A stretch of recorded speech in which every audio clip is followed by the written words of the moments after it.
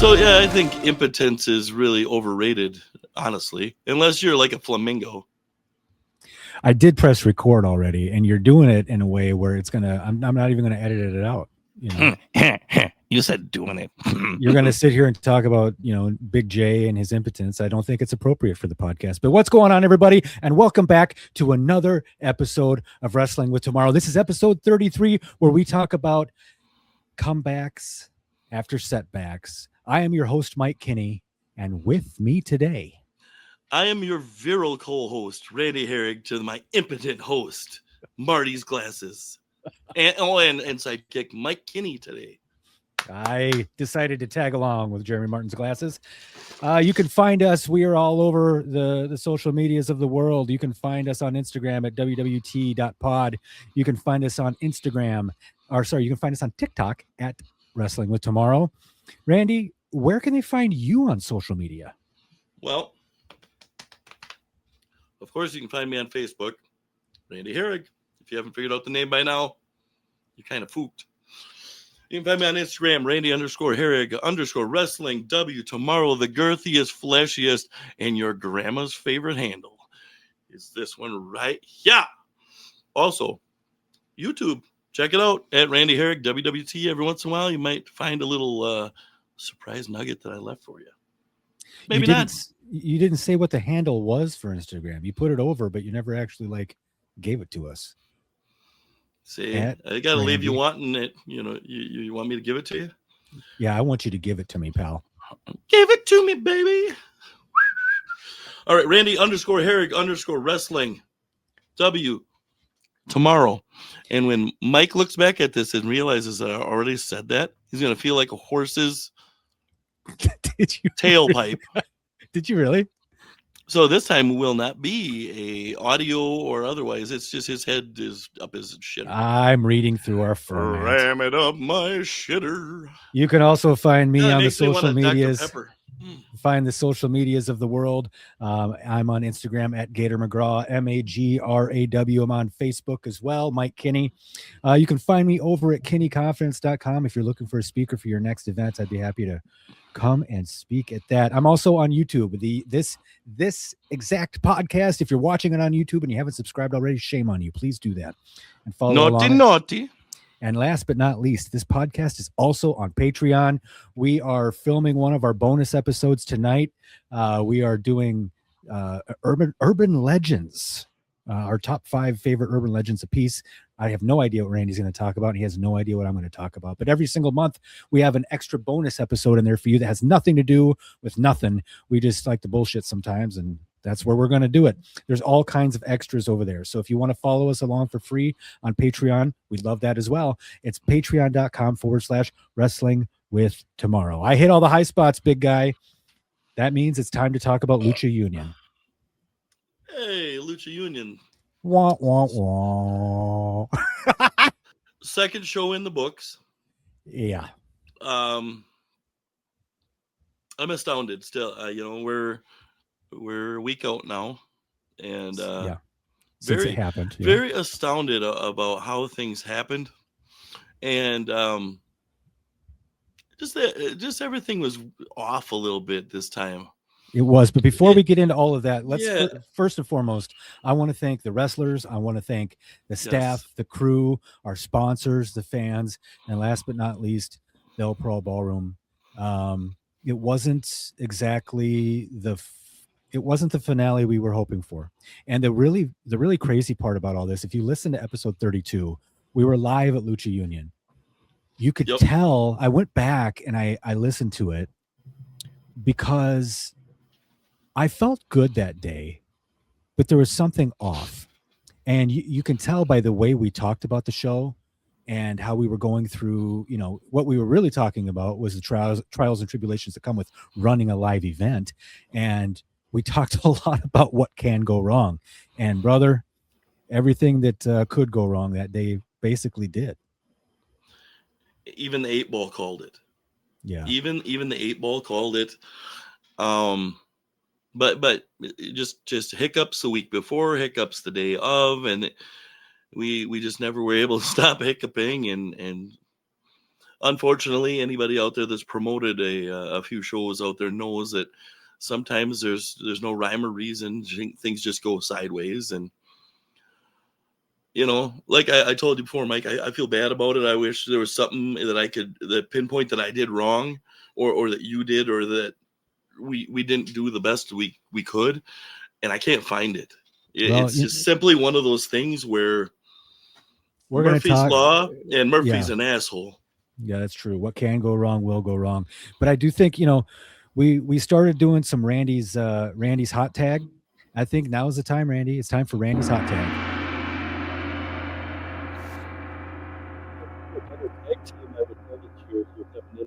Tag, but yeah. What do you want to talk about this time, though, man? I don't even know. Last time I ripped McDonald's a new ass, and then right after that, I had the best food I've had at McDonald's in a decade or more. Well, let's leave McDonald's alone, and let's talk about, for your hot tag on this one, let's talk about your first reaction to the final Lucha Union show. My initial reaction,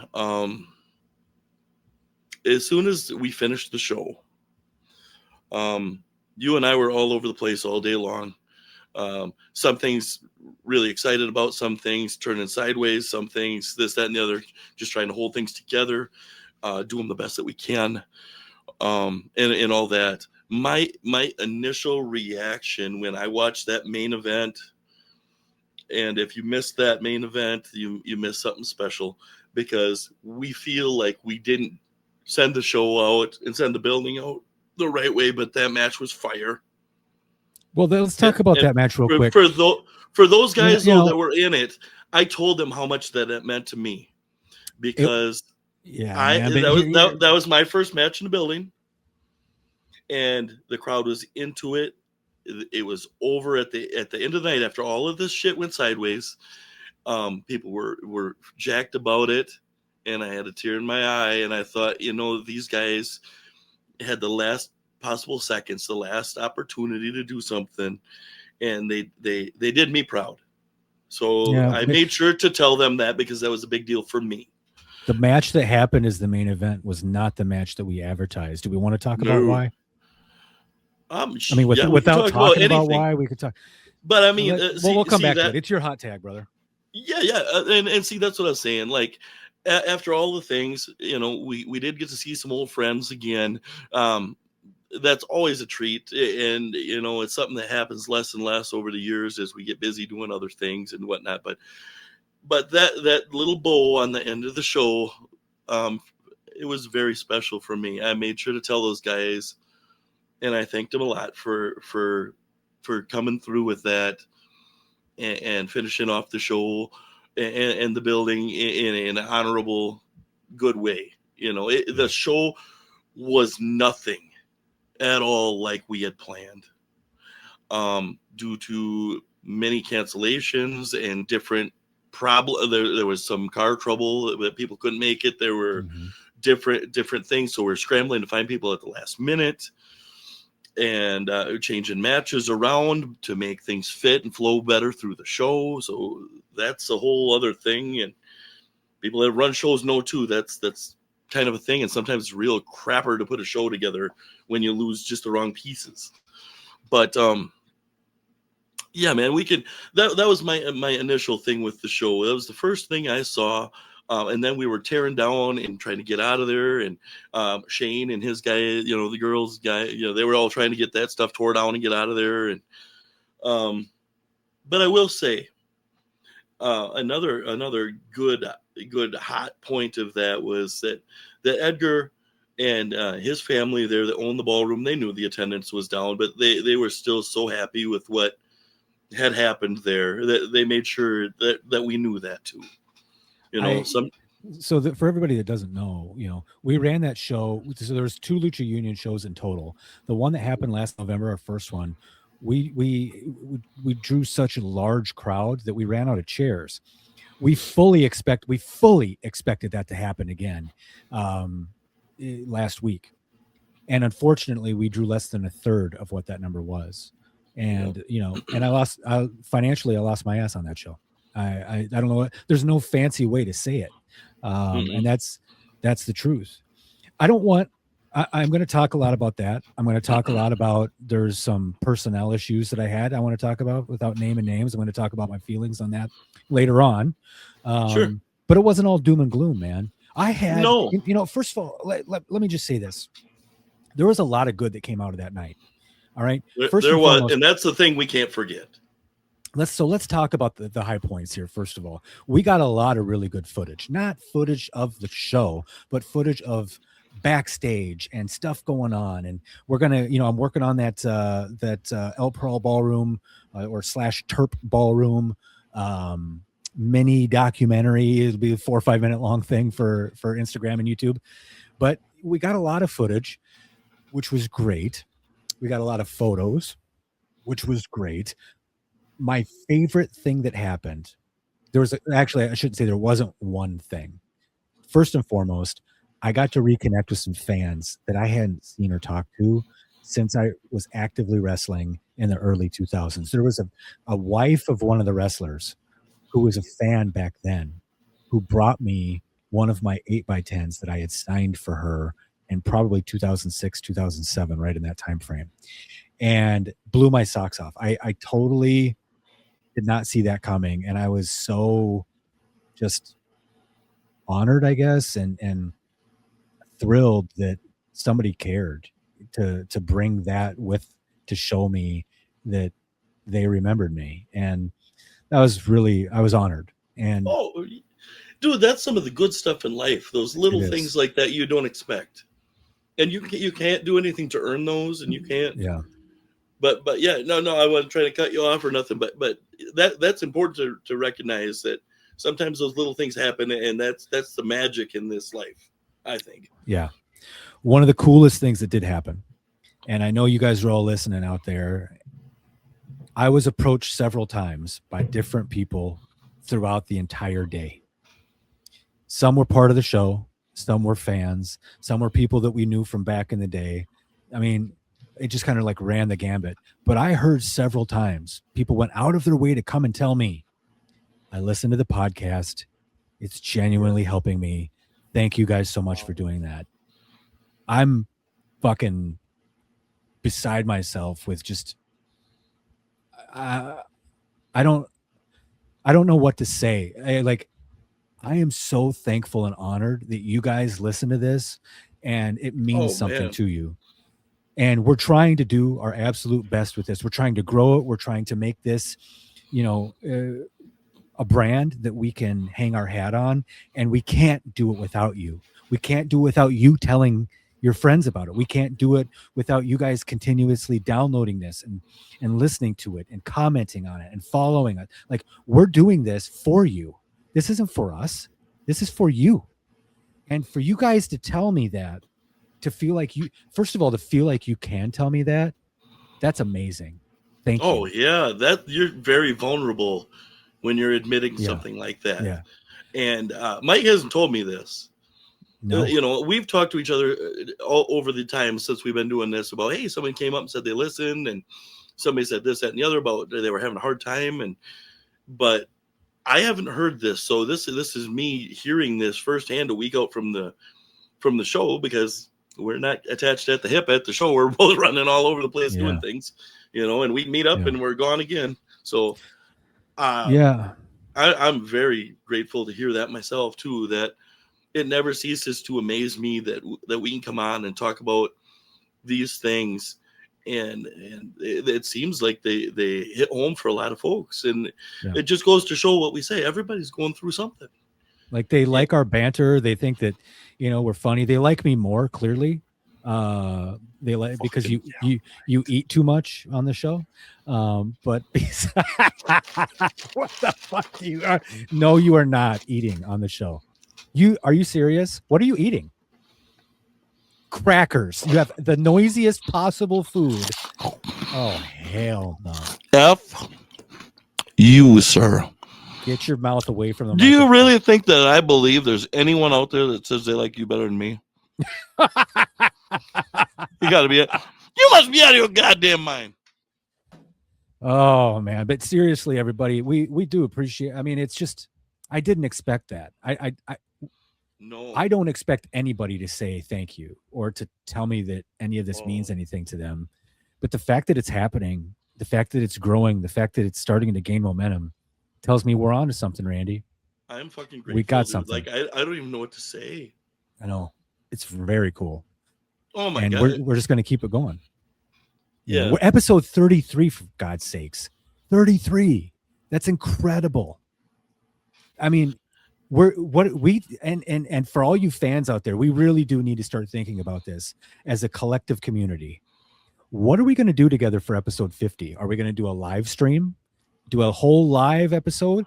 Are we going to I don't know. The sky's the limit. If anybody out there's got an idea for something that we can do for episode 50, because it's going to come up probably, if I'm doing the math right in my head, maybe first quarter 2027 ish. Wet t-shirt contest.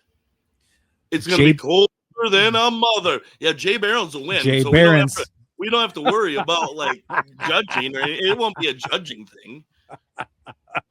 Jay, we love you. Yeah, We miss you. You know what would be super super cool though is to somehow someplace be able to do it where we can get a bunch of folks that come in that on the regular listen and do something and have like a grill out or some kind of, you know. That would be cool. But he's been known to do some meat smoking in his time. Believe me, I've heard the stories. Yeah, but if it's first quarter, I mean, we're in Minnesota, bro. Doing a cookout in January, February, March ain't exactly ideal. But it doesn't really matter. There's something out there for maybe it's a live show. Something. Maybe we do a live show. Maybe we do a retro wrestling night live show. I don't know. I don't know. There's got to be something, you know, and maybe somebody out there knows a better idea than we do. You know what would be cool is that, do you remember when we were running when we were doing AWO stuff and we had that like ring set up in the Skyline Mall and we were using it as like our training facility? We would get together with all the AWO guys pretty regularly, but I remember when Beyond the Mat came out on DVD, we all got together in that place and we watched Beyond the Mat together and just marked the fuck out. It was so much fun. Maybe we watch Beyond the Mat. I don't know. I'm just saying. I have no idea. You know, we watched The Wrestler with Mickey Rourke too. That's money. Yeah, love that. Dude. Love that movie. And you know, I've seen a lot of guys that are workers from the business talk about that and say that's a pretty it's accurate pretty close, sometimes to how some of the guys, you know. But anyway, yeah. So back to your hot tag. I mean, we hope for the best, we plan for the worst, but financially the show was a complete failure, and it hurts. It hurts to lose like that. It hurts to lose. It hurts to lose publicly. It hurts to have to walk up to some of the boys and say, "Hey, I can't pay you exactly what it was we had worked out, but here's the best I can do." That hurts. And I know they understand. I know they understand. I know they understand what happened. They saw the lack of attendance as well, but that is not the point. The point is that we really didn't expect it to flop based on the success of that first show. And it's unbelievable the way, and it turns out there was an event going on in the city of Austin that we didn't know about that drew a lot of our fan base away. And what do? It was an event that I wouldn't have even freaking known. It was a company-wide picnic kind of thing, you know. How do you even do enough research to know if that's even going to impact your attendance? You can't do that. Well, I didn't. Hearing about it later on that it happened, you know, I had no idea. But whoever knows when the company picnic is there, unless you're the one working there. You know what's crazy? You don't know that kind of thing. Before the first show started, I walked outside and there was a line down the block of people waiting to get in. I walked outside 5 minutes before bell time and there was nobody out there, man. And this is just a week ago here. And the bad omen of it is that the posters of the show, the big ones that we had made for the marquee, were stolen off the building at least a week before the show. That was such a bad omen, you know. It is not the way I wanted to leave. Leaving that building behind now. It's in my past at this point. Leaving it like that fucking hurts. There's no other. There's no. I've always been in love with that building, and it did me dirty. It did me dirty on the way out, which is a solid reminder that sometimes like there is no money in professional wrestling. There is not, unless you're on TV, and under a contract. There's no money, and so anybody that wants to argue that with me, you're full of shit. Yeah, you're going to make your $100 a night or whatever, but you're not making a living at it. Well, you better have some Danhausen character or something that's selling a bunch of shirts and shit, because you're not gonna rely on what you're making per match. That's not gonna. God. If you can get something to eat and get home, or get a motel room and get home and not be down money, you're pretty lucky. Yeah, because that don't happen. You're doing it for the love of the craft, and that's there's no other way to describe that. Yep. Maybe you break even. That's probably your best case scenario. Well, yeah, that's just it. Or, hopefully you got a buddy or something that lives in the area that you can 3-4 of you get together and hang out afterwards and have fun with the boys and that kind of stuff, and have those memories and things to take home with you. I will say, dude, that sort of stuff. The people that showed up in attendance had a great time, without a doubt. I was watching them. They had a great time. The crew worked their butts off. And yes, they did. I got nothing bad to say about that. I don't.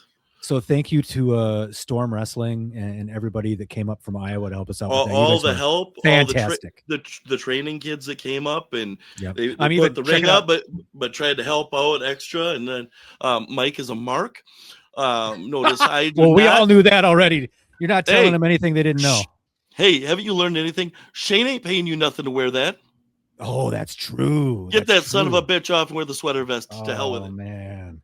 But yeah, and the crew, Shane. the wrestlers delivered, man. They were on.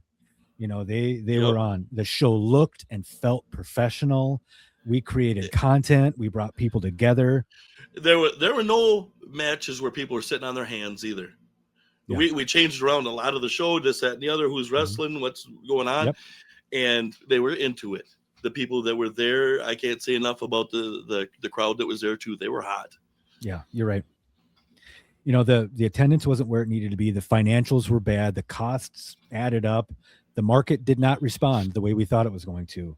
There's promotion, timing, location, pricing, audience behavior, all needed to be looked at honestly. And love for wrestling does not automatically turn into ticket sales. It just doesn't do it. So, and you can have.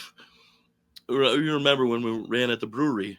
We had some shows we drew the hell out of the place. And Randy's talking that we didn't for no reason different. It was always the same. We ran a number of shows back in 2006 and 2007 for Pro Wrestling Rush, which was, by the way, a great time. I had so much fun doing Rush, but we didn't make any money there either, man. Running shows is not the same as loving shows. It's just not. Like running shows is hard, man. It is. And it'll give you a real shitty taste right away when things start going sideways. Now, and make you question if you're doing the right thing, or like, to hell with it, I'm done. I think there's fucking every promoter's had to have been through that, where they're like, what the hell? Yeah. Like, this is a bunch of shit. I'm going to shut down and run camp. Fuck it. I knew there was risk, and we talked about the risk beforehand, but knowing it and feeling it, are really two completely different things. So it sucks when the thing that you love really starts draining you emotionally, financially, everything else. I love that we did Lucha Union. I love that we have closed that chapter and we're moving on. I don't love how it ended. And it's, and unfortunately in the business, a lot of times when a career ends or the company folds or whatever, it's never the way you wanted it to be. Yeah. The only thing I can say is that we found out the building was getting torn down. We went and did it. It wasn't what we thought it was going to be, but at least we did it. Well, let me ask you real quick. At what point in the night did you realize we were fucked? What I mean by that is when we knew that attendance the crowd wise. Yes, that's correct. Okay. I mean, once we had the doors open for 15, 20 minutes and You know, like you said, you go outside and there's a tumbleweed that goes by and goes. Yeah, I knew that you knew that because Randy kept his distance from me because he knew I was hot about it. And not hot at me. Like he wouldn't have fucking said a damn. You know, like it wasn't my fault. I was just sweating it. I was just sweating it, and beforehand too. I mean, it was one of those things where you're getting closer to getting the doors open and stuff, and we're starting to get this feeling like, I don't know. Yeah. But what was the hardest part of the night for you? For me, watching you hurt. I had no financial responsibility with this show. That is true. Now, we have done some stuff before where we each did or didn't or whatever the hell. This show, all I was doing was I was there to do the pod with him and help book the show, set up the matches and stuff, help out, you know, getting some setup and stuff done and that sort of thing. That was everything. And then in the meantime too, I went around and did some postering and stuff ahead of time and that sort of thing. But yeah, that was my responsibility piece was done with. But you don't like to see a promoter run a show that you respect. You don't like to see them have a bad show. And you know the money that's on the line, because I've ran stuff myself before where I was the Lone Ranger for the money too. It was coming out of one pocket, and that's where it was coming from. Well, you know. So when you see that, but then the promoter is also a friend, and you hate to see him go through something like that because you know what that's like, and you know there's a few promoters out there that I consider good friends of mine, and any of those that if I saw that, I feel hurt too. I even after the fact, it's nobody's business, but I said, you know, man, if I had some money laying around, I'd give it to you just to help, and that's nothing that's expected. That was never mentioned. There was never guilt put on me, like, well, fuck, you know, and it was nothing like that. But I know what it's like to have to go through that, and unfortunately, I have a few things going on, irons in the fire and things too, where I have shit for money right now. I just don't. But see, that's the worst part for me. I love seeing the old friends. I loved watching the crowd enjoy. Those ones that were there that night enjoy the show. Yeah. You know, and all of that stuff is very, very special stuff. But when you watch your friend go through something and you don't have a way to help them, you know, even if you could, that sucks. I knew pretty early on that we were screwed, and it got to the point where I just, you know, there was a lot of guys from our history that were a part of that show. All the referees were AWO guys from back in the day. There were, you know, some other guys, you know, Justin Attitude showed up, and a lot of people were there. And so I was trying to like, yeah, it was always good to see him. And it was just, I was trying to be in the moment as much as I could, because I knew that I was screwed. And it's almost impossible to just be you and be happy and enjoy it and suck that in. I drove all the way. So for those that don't know, I live about 2 hours from where the show happened. By the time we got out of there and everything, and I decided to drive all the way home by myself. I was, old school, like back in the day when we'd get done with the wrestling show, we'd fly through the night and back roads. And, I was by myself. I rolled the windows down, cranked up the music, and I just screamed at the top of my lungs, man, all the way home, because I couldn't fucking believe that it happened. But also there was like I said, I don't want to keep hitting that over the head, but because there was so much I enjoyed. I'll tell you, here's one thing I did enjoy. There's a guy that I knew from back in the day who's just a fan, but I knew he and I worked together when we were both kids, and I knew him in school and all that stuff. He brought his little boy to the show. His little boy told one of my buddies, "Stop fucking with your microphone, Randy. It's the audio is killing." They said that? No. The boy told oh my God. One of my buddies his favorite pro wrestler is Cowboy Gator McGraw. And so I thought that was pretty cool, man. But stuff like that I have to cling to that kind of stuff, because if I keep thinking about the financial loss of that show, it's just going to eat me alive continuously. And but at the end of the day, Randy, here's what I can say: at least we tried. At least we tried, because there are people out there that won't even get off their ass and try something. So there you go.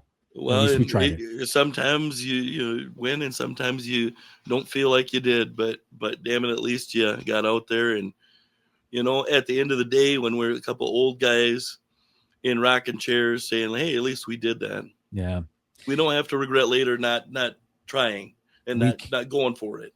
Randy and I came out to the floor. We were kind of in the background while the show was going on, kind of the second half of the show, and that was at that point.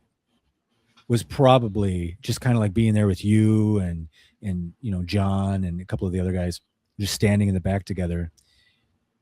That was the most peace that I've had with all of it. It's probably what needed to happen. Yeah. So you can take that out of there that night too, like you said, and then you're driving home and being like, oh my God. Yeah. But now it's time for a little tough dad talk. You know what I'm saying? My kids. Yeah, the next time you lie about some blind kid saying he's his favorite wrestler, I'm gonna have to whip your ass. That's some tough dad talk right there. I am totally fucking around. The kid's not blind. The kid really meant that shit. I'm just fucking around. So please, he is still the heel of the show. I'm still the face. This is why I said they like me more than you, because you're an asshole. So there. Yeah, eat your crackers. Eat your crackers. But no, let's a little tough dad talk. So, my kids were there. My daughter was helping with ticket sales up front. My boys were helping with merch. What I really want to talk about in this part of the podcast today is, teaching your kids how to lose without becoming lost. My kids sat there and watched me publicly lose. Yeah. For real. Mm-hmm. Not a gimmick, not part of a match, not a storyline, not an angle. As Jay would love for me to say, it was a shoot with no pickles. My kids sat there and watched all of this go down. And I'll tell you, what do you think your kids learn when they see you take a real loss, Randy? What do you think?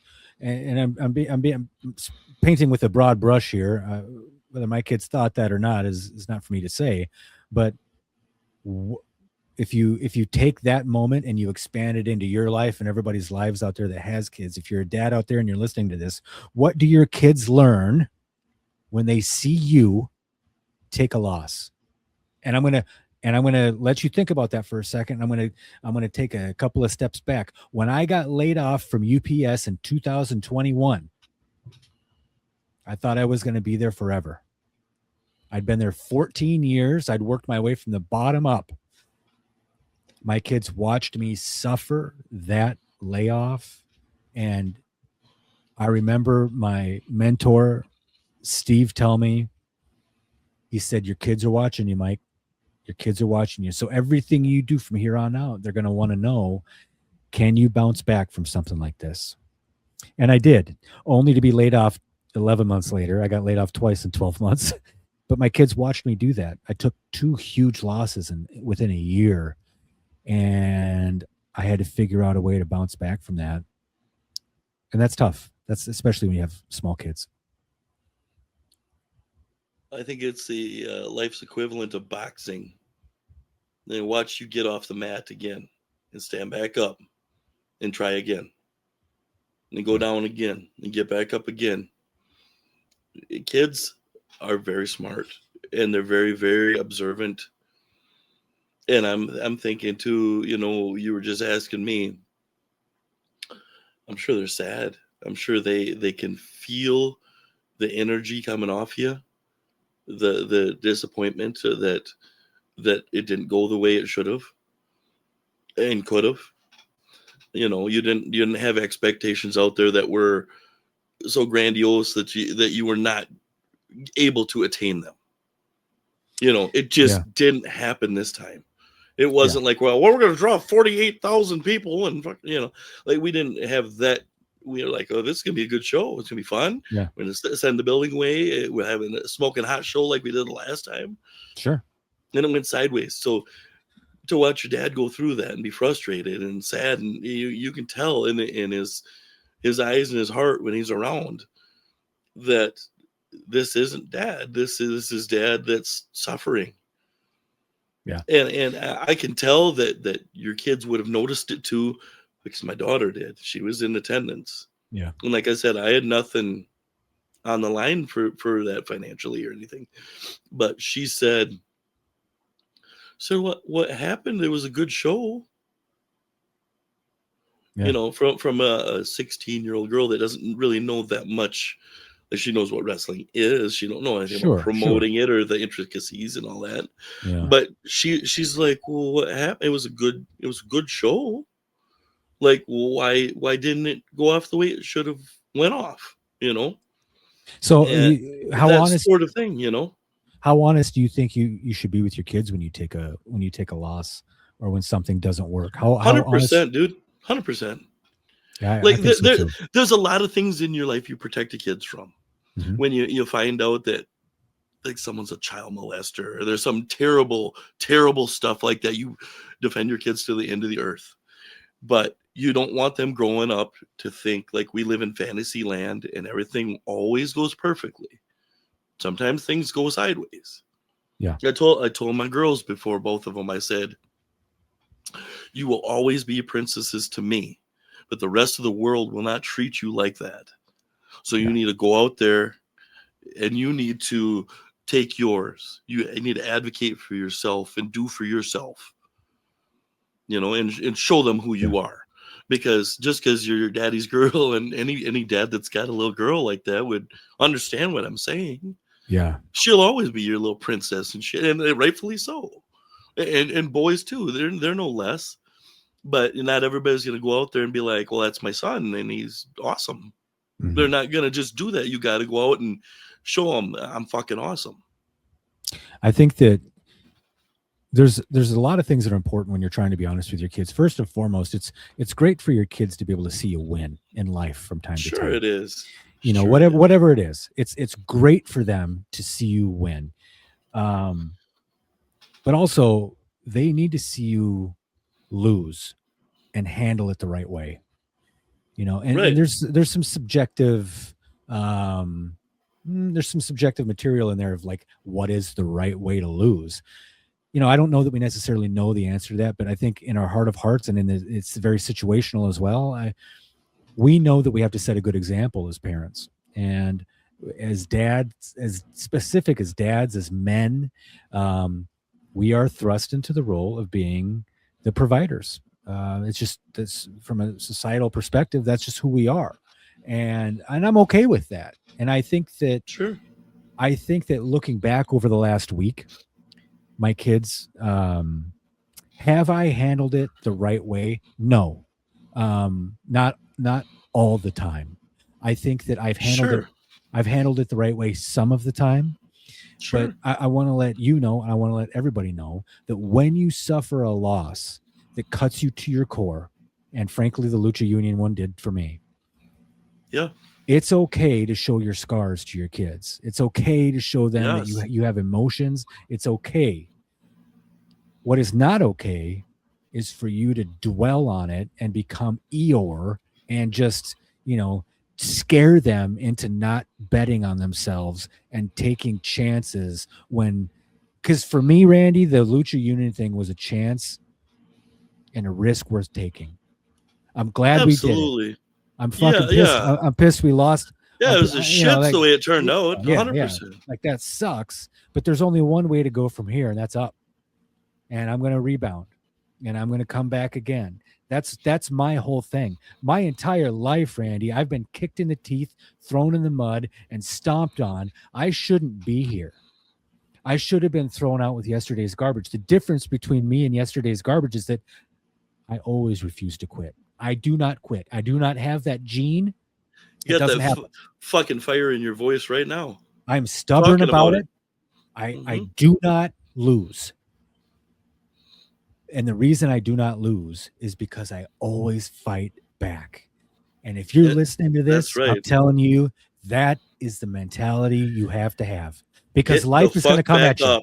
Life is going to come at you. It's going to twist you around. It is going to make you wish sometimes that you didn't exist. But that's not the life that you want to live. You have to rebound. Right. You have to do it the right way, and you have to you have to show the world, fuck you, I'm still here. Fuck you, I could do it better next time, and fuck you, at least I tried. It's true. And sometimes just fuck you. There it is. But no, man, like honestly, um this is a thing too that you're going through. I told you how I felt about it. Like if there's something I could do, I would also. And I guess maybe that's another thing we can take out of this is that I told you on the phone, I said, no matter what, I'll stand by you through everything. We'll keep moving on. We'll keep doing the pod. We'll keep on doing our stuff and trying to help people. But I will stand by you, whether you're falling, or I'll try to help you up. Yep. And that's a piece that's also something that's oftentimes forgotten. When somebody's willing to stand by you when the shit hits the fan and things get messy. A lot of people run the other way. They don't want nothing to do with it.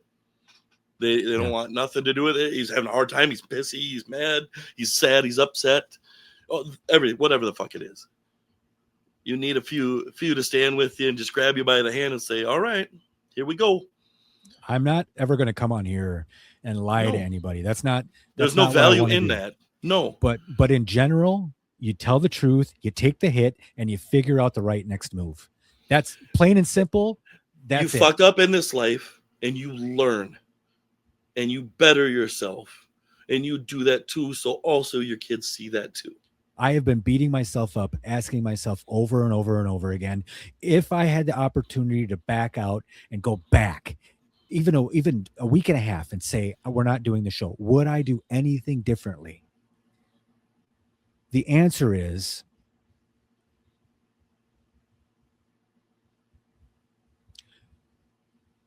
the financial loss was so big that maybe I want to say I would back out.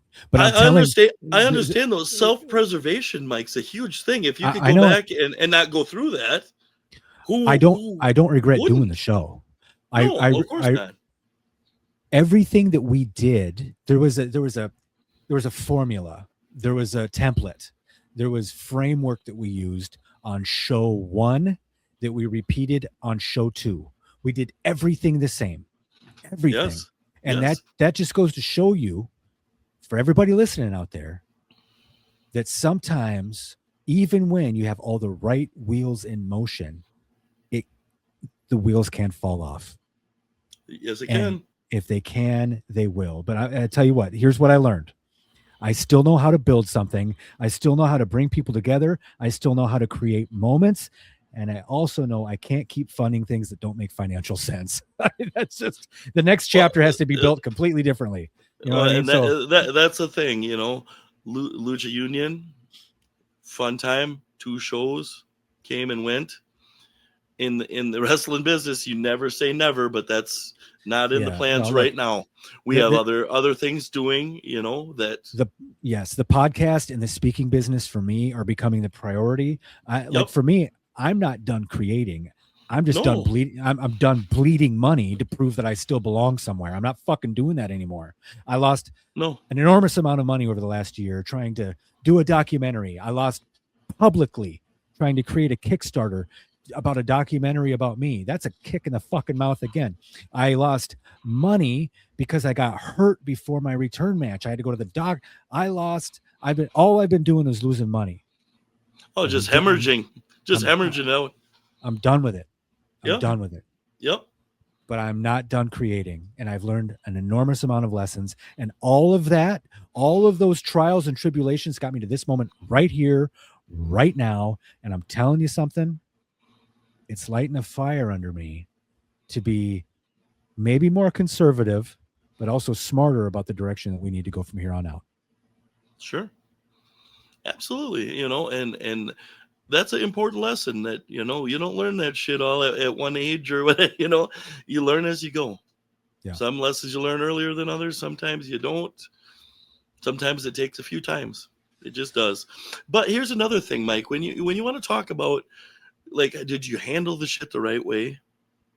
Well, do you go back and get drunk?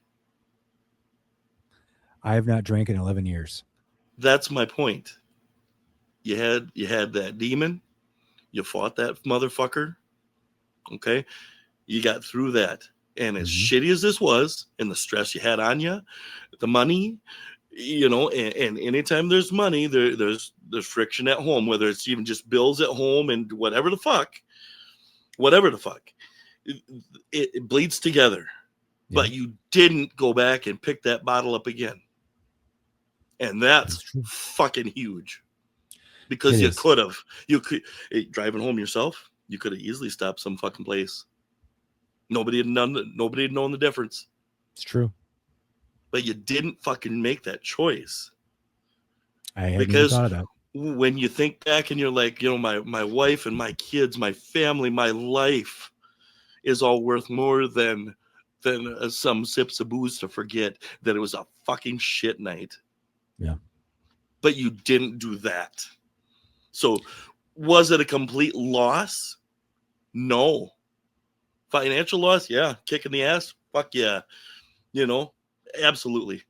But think of how badly you could have derailed, Mike, and you didn't, because that didn't come to the table even. You're right. I hadn't thought of that. Fucking huge. That was the true test of that was the true test. If I was gonna relapse, that would have been the reason for it. May have been a bad enough deal. You know what the crazy thing about that is that at the end of the night, I gifted a bottle of top shelf tequila to the family that owned that ballroom. I could have easily kept that bottle and drank that goddamn thing. I could have easily done that and nobody would have known. And I hadn't thought about that, Randy, and I do appreciate you bringing that up. The thought never even crossed my mind until even right now, you bringing it up, never even crossed my mind. And think of it this way, Mike. Let's take it one further, and not because we need to, but what if you fucking did that and wrapped your goddamn car around a tree and your kids never got to see you again after that? Because you were so upset that something went sideways that their, your wife, her family, your family, the kids, me, your friends, all these people that you've known over the years, everybody's life's different because of a fucking mistake and handling it the wrong way. You didn't. You're here to say that fucking sucked. And you're right. It did. But none of that happened. Yeah. And at the end of the day, like you said, you get back up, dust you off. We continue doing our thing. You continue with your family. You continue with your job. You continue with your life and theirs. Because you didn't do something fucking stupid. Yeah. And I don't give a shit what anybody says. That's fucking kudos, I think. And you said it maybe didn't even occur to you. But, God damn it, if we're going to talk about shit and we're going to talk about real stuff in life, we're going to talk about problems and things where stuff like that could happen, you didn't do it. And that's a fucking huge thing. And, I didn't tell you I was going to say a damn thing about it. You got fired up. You got me fired up. And there was your real hot tag. Fuck McDonald's. Oh, what an episode. Hey, buddy, you know what? Gotcha, bitch. In hand right now, I have our trusty Magic 8 Ball. And as much as I'd hate to say he wasn't right at the last show, he was right. So, Randy, I hope you have a question ready for him because... I got a threat for him. Well, let's see where I'm going to tell you 8 Ball, you better be watching me. If you lie tonight, I will fucking smash you with a hammer at WrestleCon. We're going to end this fucking feud once and for all. So don't you fucking dare give bullshit. I can see you fucking smiling, you son of a bitch. Won't you fucking try it with me? I'm telling you. I'm going to knock this shit out of this 8 Ball. All right, Randy, I hope you got a question lined up. I'm going to keep shaking him until you're ready to go. I'm going to wait. I'll be back in about 20 minutes, guys. I'm going to take a shit. I'll have to edit all this out. All right, I'm not. I just did it anyways. Fuck it. So, Magic 8 Ball. We've gotten through this. Now we're on. I want to know, in your opinion, should we put together some really awesome live 50th episode somewhere, some special get together with our viewers out there? I want to know what you got to think. And don't you fuck around. I've told you, you're going to find out. Okay, here we go. Let's hear it.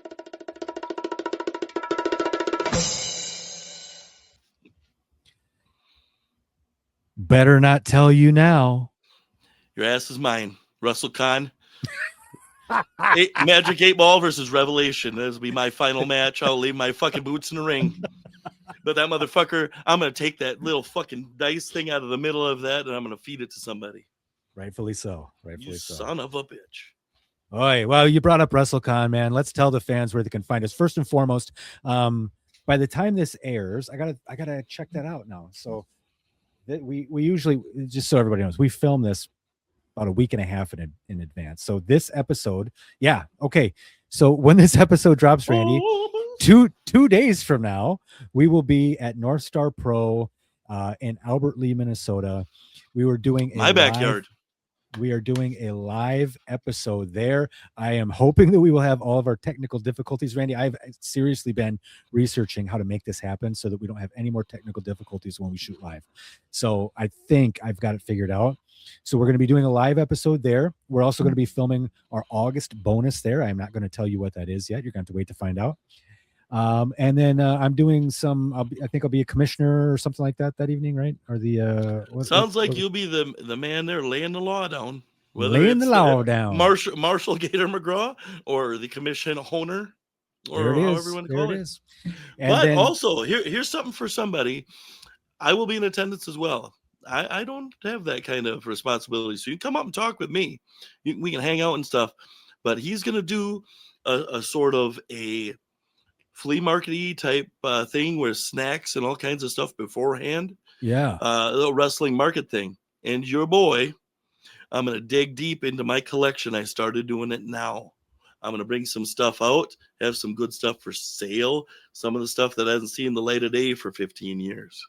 Right. Do you want to come and see? If you know that I collect and you know what I collect, come and check it out, because there'll be some pieces that you don't see at every show. I promise you that. City Arena, North Star Pro, Saturday, July 18th. And 2 weeks from now, by the time this airs, 2 weeks from now, we will be at WrestleCon, ladies and gentlemen. If you don't know WrestleCon, please go WrestleCon.com. It is the biggest professional wrestling convention that happens in the entire world. And Randy and I will have a booth there. We are going to be shooting a live episode during those 3 days. We're going to have an opportunity for you to come and film a promo of yourself right at our booth, holding the Turn It Up title over your shoulder and shooting that promo. So come by, say hello to me and Randy. We're going to be interacting with a lot of fans. We're going to be having a whole hell of a lot of fun. I told you before too, and for you, if you missed it or you forgot I said it, I'm going to find somebody that's been a big wrestling star on TV, and I'm going to get him to come do a promo. And it's going to be tits. And we're going to have a hell of a fun time. And best of all, there's no admission fee. That is true. You do not have to pay to come in. You want to come in and hobnob around and look and see. Like, there'll be merchandise for sale. There'll be autographs. There'll be all this kind of stuff you can spend money on, but you don't have to. You can come for free and chill out. You could buy one of these bad boys, the Cowboy Gator McGraw Micro Brawlers. They will be on sale for a WrestleCon exclusive price of $10 a piece. Come by the booth, get your $10 Micro Brawler. I'll sign it and everything. You'll be good to go. He told me $10 for one or $69 for two. I just wanted to say 69 and look in your eyes while I said it. I'm afraid that's the truth. I'm glad I didn't ask the 8-ball that, because if it came through and fuck all that, I love you, brother, but Jesus, Martha, there's limits here, Oh, Randy. I gotta eat something. Jesus Christ. Yeah, you do. Well, that's because you're a bottom. So anyway, I might be a bottom, but you're a horse's ass. Yeah. Okay. Okay. Listen, everybody out there, thank you so much for following us along. We appreciate you all. And whether you're doing the Patreon thing with us or not, we just thank you. I don't know what else to say. We're going to keep this Yes. thing going. We're episode 33 is now about to be in the books. We're looking forward to episode 34 and beyond. What are we going to do for episode 50? Give us some feedback on that. Leave us a message, send us a note, shoot a text, whatever you want to do. Go to the Facebook group and tell us what should we be doing for episode 50 because we want you to be a part of it. We want everybody out there to be a part of it. And on that note, Randy, I know you're chomping at the bit to say something. Oh, I'm always chomping at the bit, or the box of crackers. All right. I'm going to let you in on something. Mike and I've been talking about this idea. I came forward to him. There's something that I've been talking about music. Okay. The power of music. We're thinking about maybe doing this thing during the fourth quarter of the year, something like that. It's not in stone yet. But basically, what I want to do is introduce a song. We'll play that, talk about the meaning, talk about, hey, this is what it's talking about, and maybe we'll put a little something in your tool bag so when you're feeling down about this, that, or the other. I want to know, and I'm serious now, everything aside, I want to know if you think that would be a good thing on something that we've done, whatever you are. Put a music note on anything that we've got, not a like or whatever, whatever. Put a music note on there if that's something that you think there'd be some value in. I've come up with 5 little 10-minute episodes to be kind of a little sister piece to what we do here. Not on the Patreon. This will be something that's included right on here, just coming to chill out with us. But please let me know, because I know there's value in this. And I got Mike, he believes me too. But just validate me if you could for just 1 second. Just throw that on anything that you find of ours. Yeah, what Randy's talking about is doing an audio only bonus episode for all of you out there that are already subscribed to us. It will not be on YouTube. It will strictly be on our audio platform, Spotify, iHeartRadio, all of those places that you're listening to us. They will be small excerpts of songs that we listen to that motivate us, that help us bounce back, that means something to us long term. Music is a huge deal. It is a big recovery tool, and we want to be able to start creating a large playlist for all of you out there. So when you have a good day, when you have a bad day, when you want to think about Randy and his beard, all of these things, why wouldn't you? We will. We just want to be able to have that little extra little piece for you. So yeah, I think we're going to do that fourth quarter. Yeah, we're going to give it a little try. Like I said, I'm going to prep 5 episodes, just these little tiny episodes. And if it takes off, it'll be because you guys said, hey, this means something to me. When I'm hurting, I go back, I listen to these songs, these things that you tell us. We listen to you and we enjoy the show and you've helped us out. If that's the case, and I believe when you say that, but if that's the case and these music things can help you out, I'll continue doing it as long as you'll enjoy it. But we're going to try 5. We'll see where it goes from that. We're going to try 5. Ladies and gentlemen, This has been episode 33. Thank you again for coming along on this ride with us. Randy, send us home. Hey, it's okay to trip. It's okay to fall. It's okay to bash your head into the ground. Get up. Dust yourself off. Clean yourself up. Your kids are watching you. Your spouse is watching you. Your family and friends. And inside, you're watching yourself. You're not a disappointment. You're not a failure. Failure is quitting because you just don't have the balls to try again. And there ain't nobody listening to this channel that's like that. Get up. Clean yourself up. You know what? Figure out what went wrong. Move forward. And I told Mike I'd be a helping hand there as long as he ever needed me. And Mike and I will be a helping hand here for you. So please be good to each other. And damn it, be good to yourself. Nobody's perfect. We were never intended to be perfect. But we will see all you guys. Episode 34, North Star Pro, Russell Kahn, and the 5 episodes that you can hear me. We'll see you soon. Be good.